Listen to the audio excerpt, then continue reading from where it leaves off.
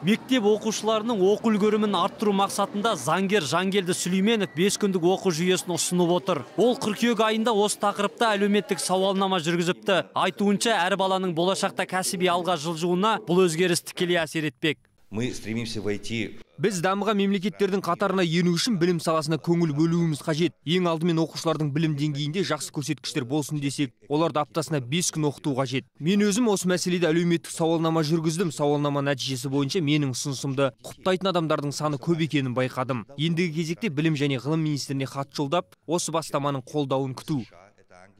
Мен аптасына 6 күн оқимын.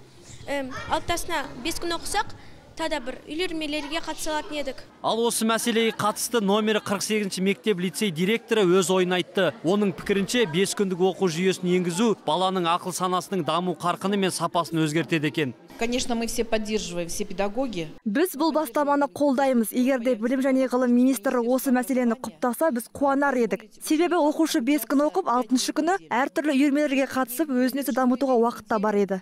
Психолог маман оқушының психологиялық, физиологиялық тұрғыда дұрыс жетілуі үшін аталған ұсыныс өте пайдалы дейді. Как психолог и детский в том числе.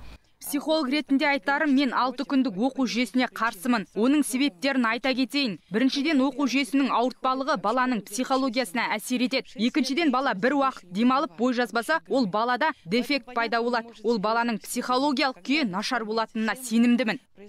Сонымен қатар психолог маман мектептерде болатын кейбір келеңсіз жайттар баланың ақыл ойына түскен ауыртпалықтардың кесірінен туындайтынын да жасырмайды. Ал заңгер Жангелді Сүлейменов алдағы уақытта дәл осы ұсыныспен білім және ғылым министрлігіне хат жолдамақ. Сымбат Ғалымбекұлы, Сержан Жиренбай, Қазақ Ньюс, Алматы.